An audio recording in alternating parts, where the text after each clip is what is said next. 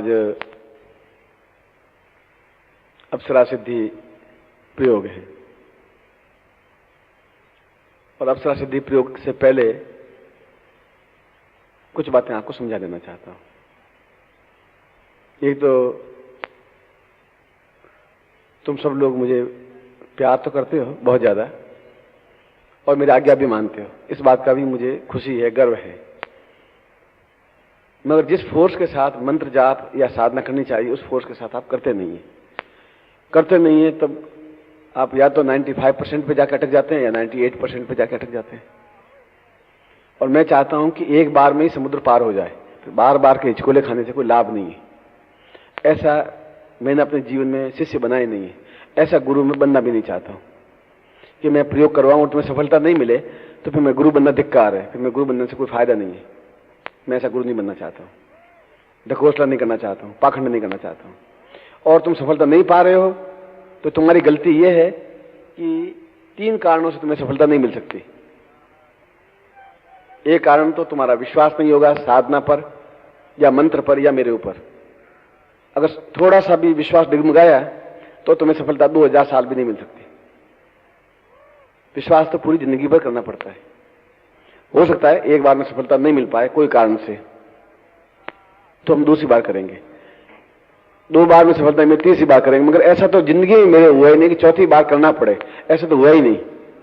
और 2-3 भी इसलिए करना पड़ता है कि तुम्हारा मन डगमगाता है, पूरी तरह से मन करते नहीं, मंत्र जाप करते नहीं, या जिस तरीके से बताऊं उस तरीके से करते नहीं, या विश्वास पूरा होता नहीं।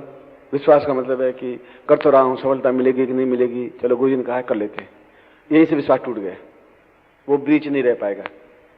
पुल में दरार आ जाएगी तो उस पुल पर से कोई पार नहीं कर सकता। या तो पूर्ण रूप से जुड़ेंगे या फिर नहीं जुड़ेंगे, या विश्वास करेंगे या फिर नहीं करेंगे।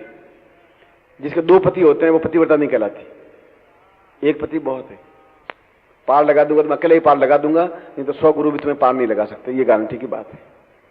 और मुझे विश्वास है क्योंकि सबसे आसान साधना है ये, प्राइमरी स्कूल की साधना है और सबसे कठिन साधना है।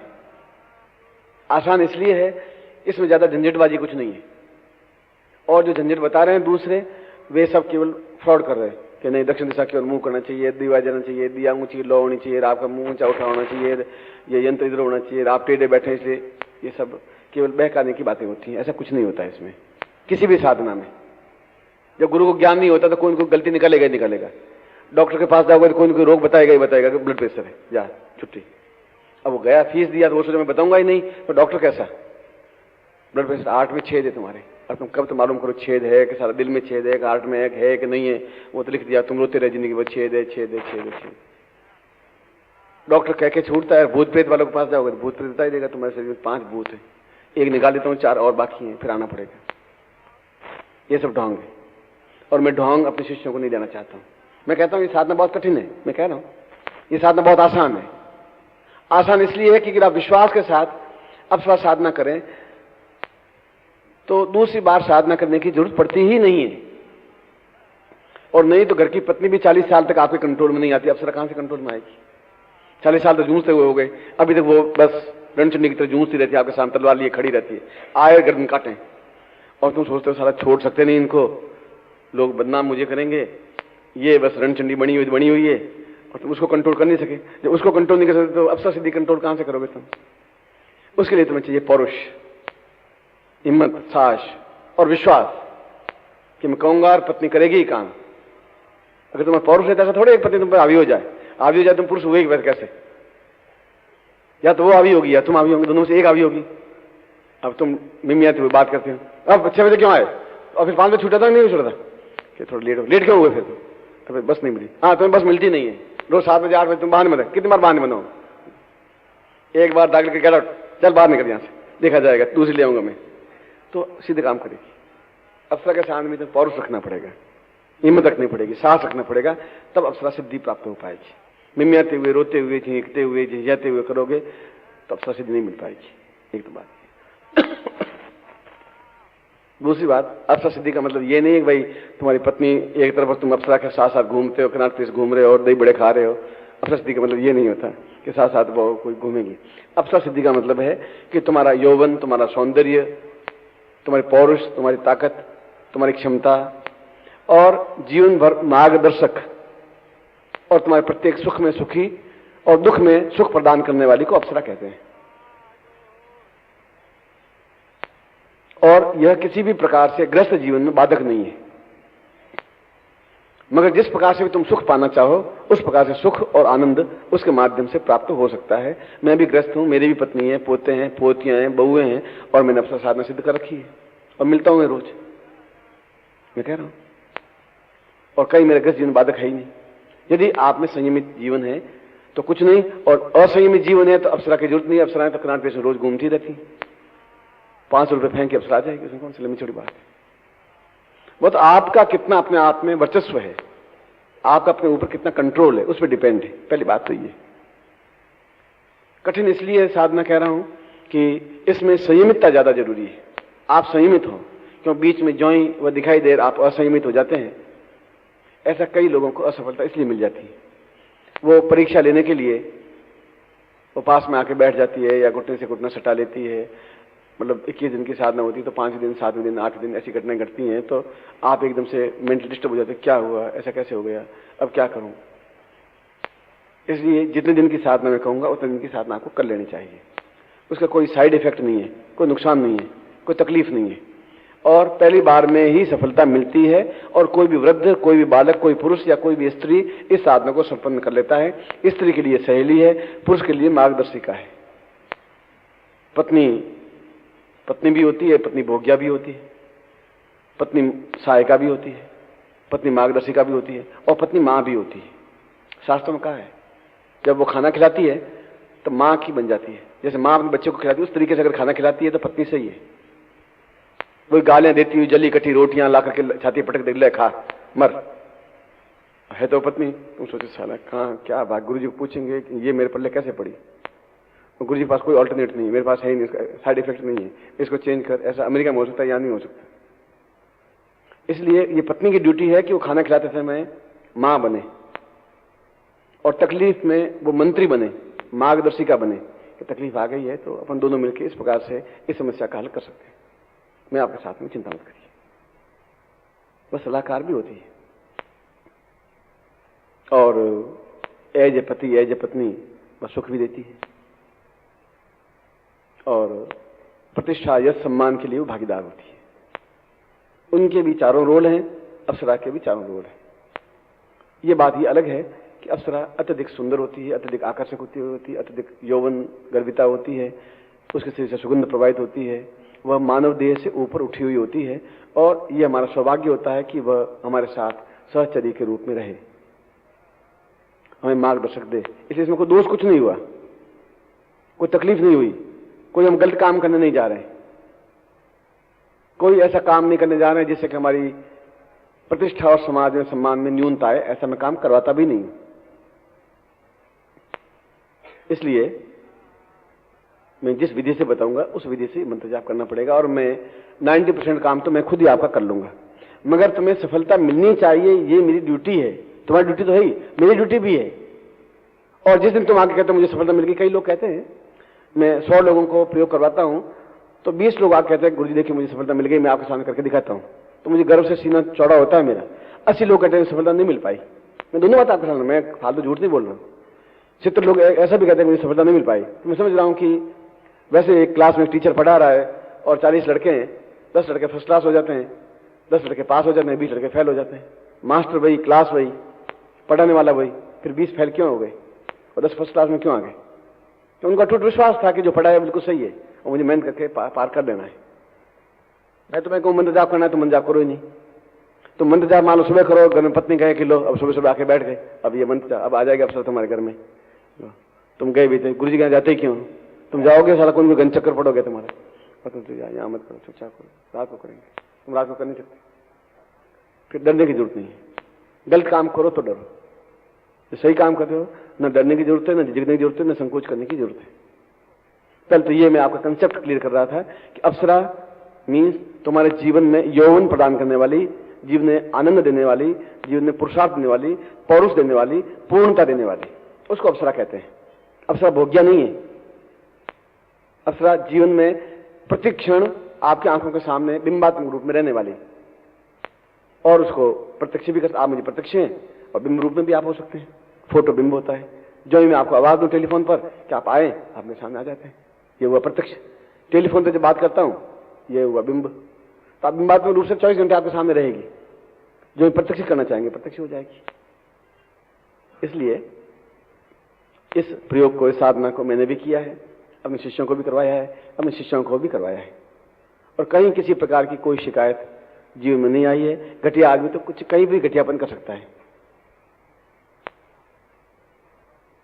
दूसरी बात यह कि यंत्र जो है, इस यंत्र को मैं आपके शरीर में ही नाभि दर्शना अप्सरा को सिद्ध करवा दूंगा। शरीर में इसलिए कि जिसमें आप केवल होठों से ही नहीं, आपका पूरे शरीर का रोम रोम उस मंत्र का उच्चारण कर सके। आपके शरीर में 32 लाख मुंह हैं। आप एक मुंह कह रहे हैं, और शास्त्रों में कहा है कि 32 लाख मुंह होते हैं। प्रत्येक रोम का छिद्र है वो अपने आप एक मुंह होता है। इस रोम रोम से, हनुमान के रोम रोम पर राम लिखा हुआ था, कि लोठों में राम लिखा हुआ नहीं था। राधा के रोम रोम में कृष्ण लिखा हुआ था, कि लोठों पर ही कृष्ण नहीं लिखा हुआ था। सिद्ध इसलिए शरीर में करवाते हैं कि पूरा रोम अपने आप में मंत्र प्रयोग करे, इसलिए शरीर में ही उस प्रयोग को समाहित कर लेते हैं, जिससे ज्यादा सफलता आप लोगों को मिल सके। दूसरी बात। तीसरी बात, यह मंत्र जाप आपको, ये जो माला दी है, ये माला तो आपको पहननी चाहिए। ये रक्षात्मक माला है, जिससे कि कोई उपद्रव पैदा नहीं हो सके, कोई बीच में बाधा नहीं आवे, कोई अड़चन नहीं आवे, कोई कठिनाई नहीं आए। ये माला रक्षात्मक माला है, जो जीवन भर काम आती है। अप्सरा सिद्धि प्रयोग या तो स्फटिक माला से किया जाता है या आकी की माला से किया जाता है, और आप किसी भी दिन प्रारंभ कर सकते हैं। आज कर सकते हैं, कल कर सकते हैं, परसों कर सकते हैं, ऐसा कर सकते हैं। और केवल 11 दिन तक करना है सिर्फ, और 5 माला रोज करना है। 5 माला मंत्र जाप रोज करना है, 11 दिन तक करना है। किसी भी दिन से प्रारंभ कर सकते हैं, इसके लिए कोई शुक्रवार की जरूरत नहीं है, पर होना चाहिए आकी की माला से या स्फटिक माला से। इसके लिए आप या तो सुबह प्रातः काल करें या रात्रि काल में करें। मेरा में रात्रि को करेंगे तो ज्यादा अच्छा रहेगा। रात्रि को इसलिए कि डिस्टर्बेंस नहीं होगा, अड़चन नहीं है। दिन को नौकरी करते हैं या टेलीफोन आता है, रात को 10 बजे के बाद ना टेलीफोन आएगा, बच्चे सो जाएंगे, घर में भी कोई होल्ला मचेगा नहीं, शांति से आप मंत्र जाप कर सकते हैं। 5 माला मंत्र जाप करें, और हिम्मत ज्यादा होती 11 माला मंत्र जाप करें, और कुल मिलाकर के आधे घंटे से ज्यादा आपको लगेगा नहीं। छोटा सा मंत्र है, इसमें दीपक लगाने की जरूरत नहीं होती, मगर लगाएं तो घी का दीपक लगाएं, शुद्ध घी का। आधा किलो घी मंगा दें और दीपक लगा दें। अप्सरा सिद्धि के लिए 5 चीजों की जरूरत होती है और करना चाहिए। घी का दीपक, सुगंधित अगरबत्ती, पुष्प और इत्र, और पूर्ण रूप से मनोयोग पूर्वक यंत्र के सामने मंत्र जाप। इन 4 चीजें नहीं हो तब भी चलेगा, मंत्र जाप से ही चलेगा। और 4 चीजें हो तो 4 चीजें इजी हैं। शाम को आप गए और 4 आने के फूल ले आए तो आपके काम आ जाएंगे। इसमें कोई बहुत कठिन काम क्रिया नहीं है। मुंह बैठते समय आपका पीला धोती होनी चाहिए पहनी हुई, पीला दुपट्टा है जो पहना हुआ होना चाहिए, और पूर्व या उत्तर दिशा की ओर मुंह होना चाहिए, या तो पूर्व दिशा की ओर या उत्तर दिशा की। उत्तर में हिमालय है और पूर्व में देवताओं का वास है। ये 2 बातें हुई। रात्रि कालीन साधना करेंगे तो ज्यादा अच्छा रहेगा। सूर्यास्त को रात्रि कहते हैं। सूर्यास्त होने के बाद में सुबह सूर्योदय हो तब तक रात्रि कहलाती है। उस बीच में कभी भी बैठ करके 5 माला या 11 माला मंत्र जाप कर सकते हैं। मंत्र जाप करने के बाद में वह माला जिससे आपने मंत्र जाप किया है वो माला गले में पहन लें, और सारी रात वो माला पहनी हुई रहे। सुबह फिर उस माला को उतार के पूजा स्थान में रख दें। ये माला जो मैं आपको दे रहा हूं ये रक्षात्मक माला है, जिससे कि सफलता मिल ही जाए। इसको साफल्य माला कहते हैं, रक्षा माला कहते हैं, और पूरे जीवन भर उपयोगी माला ये कहलाती है, जो मैं आपको अभी दे रहा हूं।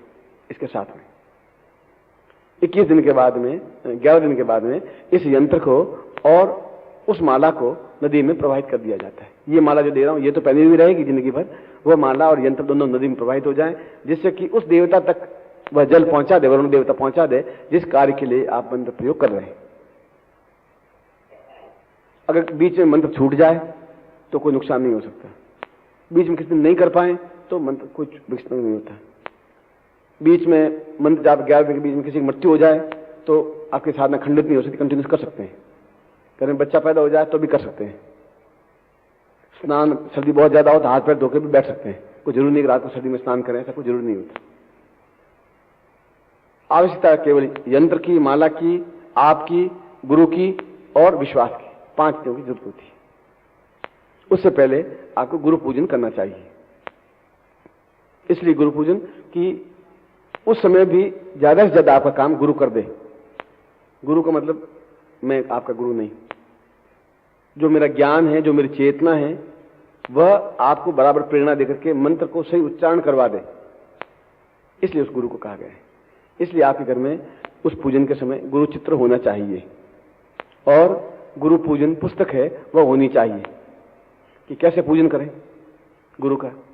तो अगर नहीं आता है तो ओम प्रमता नारायण गुरुभ्यो नमः, कुमकुम समर्पयामि, जलम समर्पयामि, बस जल से स्नान करवा दीजिए। कागज को स्नान करवाने, कागज भीग जाएगा, तो लेमिनेशन का चित्र होगा, स्नान करवा सकते हैं, कुमकुम लगा सकते हैं, अक्षत लगा सकते हैं, पुष्प लगा सकते हैं, अगरबत्ती लगा सकते हैं, दीपक लगा सकते हैं, हाथ जोड़ सकते हैं, गुरु ब्रह्मा गुरु विष्णु गुरु विष्णु। बस कोई मंत्र जाप अगर किताब नहीं कर सके तो ऐसा कर लें, और वो कर लें तो वो ज्यादा अच्छा है।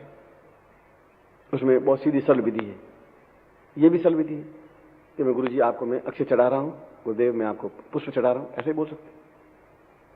मैं फिर भी पूर्ण भोजन कहलाता है, उसमें विधि दी हुई है, सरल विधि दी हुई है, वैसा आप कर सकते हैं। काउंटर पर वो पुस्तक होगी और सस्ती पुस्तक है, इसलिए कि वो आपके लिए आगे भी काम आ सके।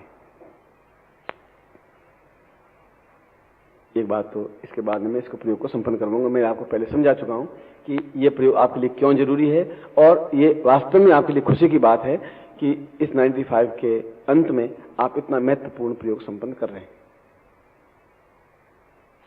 दूसरी बात, नया साल आज से 2-3 दिन बाद लगेगा अंग्रेजी के हिसाब से। हमारा साल तो चैत्र नवरात्रि से प्रारंभ होता है, चैत्र शुक्ला प्रतिपदा से, और अंग्रेजी पद्धति से 1 जनवरी से प्रारंभ होता है। 31 तारीख की रात को 12 बजे से प्रारंभ होता है, और 1 तारीख को राजयोग दीक्षा पत्रिका में आप मेंबर हैं तो आपको पढ़ा होगा राजयोग दीक्षा के बारे में। उसके बारे में आपको जो एक क्लियर दी माइंड, मैं उस माइंड को थोड़ा क्लियर करना चाहता हूं कि क्या चीज है। संसार की श्रेष्ठतम दीक्षा राजयोग दीक्षा कही जाती है, और मैं अपने पूरे जीवन काल में गृहस्थ व्यक्तियों को पहली बार ये दीक्षा दे रहा हूं। 70 साल की उम्र में, 60 साल की उम्र में पहली बार दे रहा हूं। सन्यासियों को तो दिया है, कई बार दिया है, गृहस्थ जीवन को नहीं दिया है क्योंकि दिया नहीं जाता इतना, इतनी सरल विधि नहीं होती, और उसके बाद में 10 साल तक दूंगा भी नहीं। ये दूसरी बात आपको और बता देता हूं। यदि कोई 5 लाख रुपए का ढेर बना दे, तब भी लोगों ने 108 दीक्षा ली है, उनको भी राजयोग दीक्षा में दी नहीं है। लोगों ने 5-5 लाख रुपए खर्च किए, तभी मैंने दी नहीं है, मैं देता नहीं हूं, कि उसमें तपस्या का बहुत बड़ा अंश उस शिष्य के शरीर में प्रवाहित किया जाता है। मगर समस्या मेरे सामने यह है कि दिल्ली में हॉल की एक कैपेसिटी होती है, इस हॉल में 700 लोग आ सकते हैं, इस हॉल में 800 लोग आ सकते हैं। टेंट में लगा नहीं सकता था क्योंकि सर्दियों में आपको तकलीफ होती। हॉल में लिया तो हॉल की कैपेसिटी 750 की है, 700 की है सिर्फ। लोगों के जो जोधपुर में जो पत्र आए हैं, यहाँ जो पत्र आए हैं, वो तो मतलब ग्राफ ऊंचा उठता ही जा रहा है, क्योंकि राजयोग दीक्षा का केवल नाम ही नाम आपने सुना है, और रामकृष्ण परमहंस ने केवल चर्चा की थी, उनको नॉलेज थी नहीं। और विवेकानंद ने इसके ऊपर किताब लिखी थी, पर राजयोग के बारे में पूरा ज्ञान विवेकानंद को भी नहीं था। मैं इनका आलोचना नहीं कर रहा हूं, मतलब मैं 8 फुट का नहीं हूं तो मैं नहीं हूं, आप 11 फुट के नहीं है तो नहीं है, मैं आपकी आलोचना नहीं कर रहा हूं, पर मैं बता रहा हूं आप 11 फुट के नहीं है। और विवेकानंद ने खुद ने स्वीकार किया, विवेकानंद ने, कि मुझे वह व्यक्ति नहीं मिला जो पूर्ण रूप से राजयोग समझा सकता, नहीं मिल पाया। आपके पिताजी को भी नहीं मिल पाया, आपके दादाजी को भी नहीं मिल पाया, आने वाली पीढ़ी को भी नहीं मिल पाएगा। यह तो एक योग है, संयोग है। कोई सुबुद्धि आई मुझे या दुर्बुद्धि आई, दोनों में से कुछ हुआ। दुर्बुद्धि तो इसलिए कि अब मैं उन लोगों को बिठाऊंगा कहां, किसको मना करूं, किसको हां बोलूं। आज लोग मिलने आए तो मैंने कहा भाई तुम नाम नोट करवा दो, कोई को तरीका निकालूंगा। तो जब वो गिड़गिड़ाने लगे, कहने लगे, तो मैं तो ये कह सकता था भाई आज तुम 100 रुपये जमा करा दो, 20 रुपये जमा करा दो, बाद में वहां 1 तारीख को जमा करवा देना, तो अपनी सीट रिजर्व करवा लो, मैंने ये बताया था। उसने कहा कि मैंने तो लिए नहीं पैसे लोगों से, मैंने गलती की, जब मैं एक बार मुंह से बोल चुका शिष्यों को तो मैं अपने वचन वापस नहीं लेता हूं। जब मैं कह दूंगा तो मैं बिठाऊंगा तो फिर बिठाऊंगा, इसलिए मैंने वापस अनाउंस करवाया था। तो आप में से जो राजयोग में भाग लेना चाहें तो अब जगह तो है नहीं उसमें, क्योंकि मैंने अभी जो तो टेलीफोन किया था तो वहां पर लोगों ने पहले ही प्रपत्र भर भर के भेज दिया था। तो वहां प्रपत्र 711 प्रपत्र तो वहां आ गए, 750 कैपेसिटी है। यहां पर भी प्रपत्र बहुत आ चुके हैं। ऐसा भी नहीं कर सकता कि आपका चेहरा उदास हो, ऐसा भी नहीं चाह सकता। फिर भी कोई रास्ता निकालूंगा जिससे कि आप उस दिन इस प्रयोग, इस दीक्षा को आप ले सकें। और ये 1 जनवरी की बात होगी, 9 बजे 9:30 बजे शुरू करेंगे। राज का मतलब राजा के समान जीवन व्यतीत करने वाला होता है। राजयोग का मतलब क्या होता है वो समझा रहा हूं। ये राज्य नहीं है, राज है कि राजा के समान जीवन व्यतीत करने वाला। पैसे तो बहुत होते हैं, इस आदमी के पास पैसे तो बहुत हैं, मगर शक्कर नहीं खा सकता, ये मिठाई नहीं खा सकता, डॉक्टर मना कर रखा है। ये मक्खन भी नहीं खा सकता, वो भी डॉक्टर मना कर रखा है। ये 4 में चल भी नहीं सकता, डॉक्टर मना कर रखा है। ये केवल गोलियां ले सकता है। तो तुम्हारे पास पैसे तो हैं पर राज नहीं है, फिर बीमार हो, अशक्त हो, अपाहिज हो। इसलिए वो सारी रोगों को मिटा करके पूर्ण रूप से स्वस्थ बना सके उसको राज कहते हैं। राजा की तरह जीवन व्यतीत कर सके उसको राज कहते हैं। जीवन में किसी प्रकार का अभाव नहीं रहे, किसी प्रकार का धन, यश, मान, पद, प्रतिष्ठा, ऐश्वर्य, वो होगा तभी तो आप राजा के समान रह सकेंगे। पीपल में आता नहीं मैं राजयोग दीक्षा दूं तुम्हें, मैं दीक्षा देना ही धिक्कार है, तुम्हारा दीक्षा लेना ही धिक्कार है। तुम्हें क्या की दीक्षा दे रहा हूं? मेरी ड्यूटी है कि मैं तुम्हें उस समान बनाऊं, ये मेरी जिम्मेवारी मेरी होती है।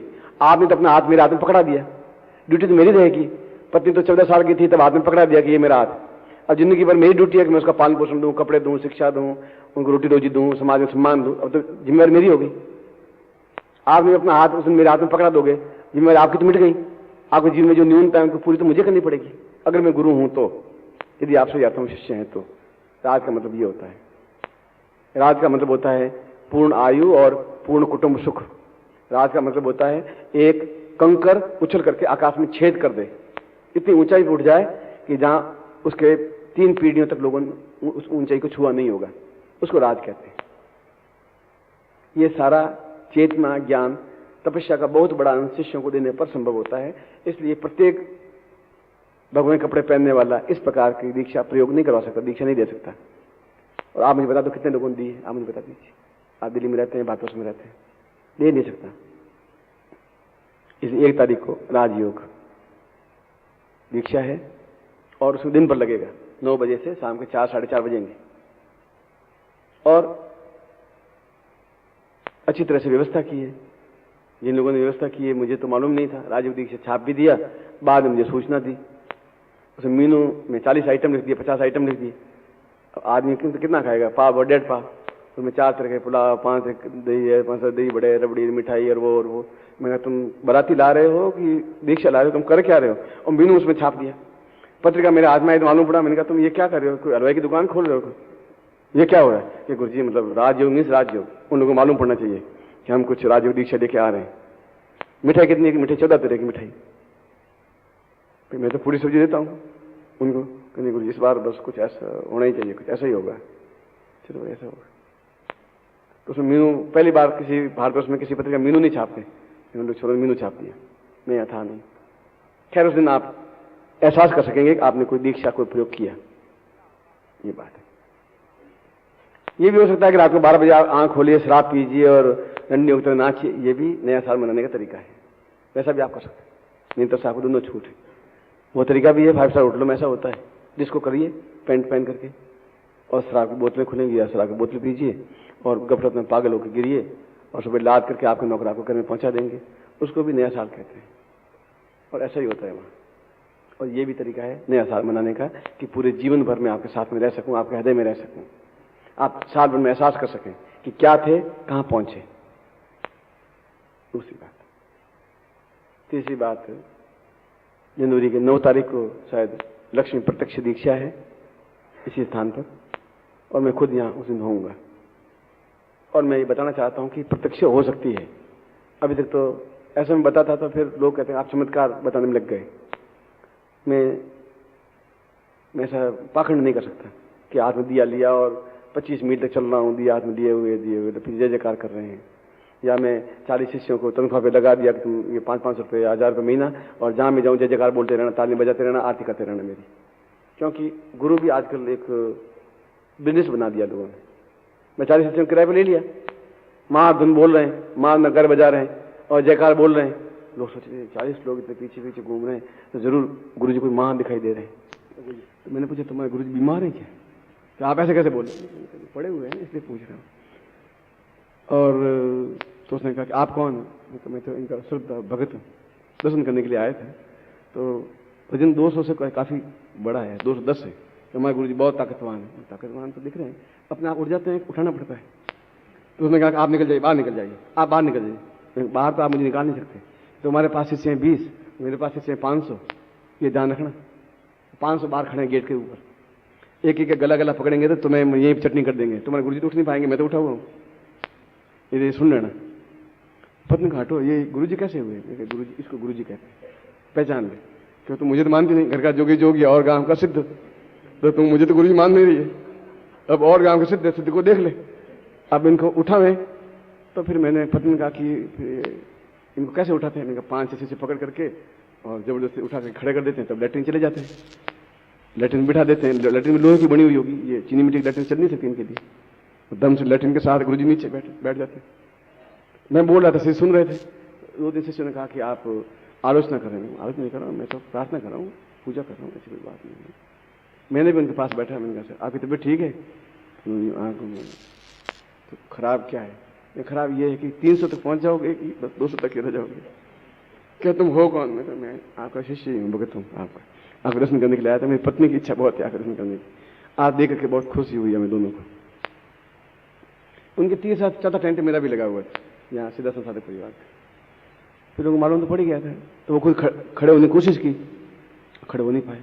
मैं मुझे थोड़ा खड़ा करो, तो 5-10 शिष्य मिले, पीठ पीछे पकड़ करके उनको धक्का दिया, तो बैठे।